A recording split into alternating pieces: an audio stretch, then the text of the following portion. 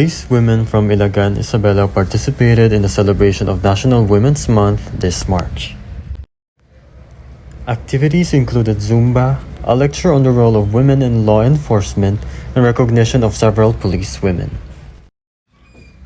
We have to recognize our accomplishments, recognize women who contribute to our organization, said Police Captain Scarlett Topinio.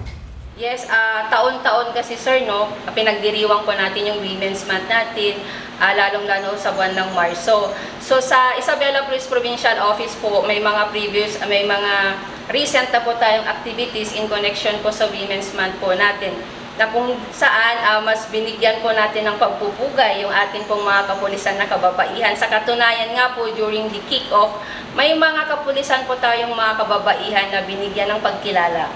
Meron din pong mga activity na kung saan nagpakanda po tayo ng lectures with regards to the women empowerment.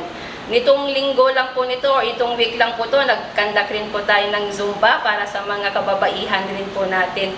Ito po ay nagpapakita na kailangan po natin kilalanin yung mga nagiging accomplishment po natin, kilalanin natin yung mga kababaihan na may ambag po, lalong-lalo na po sa ating organisasyon.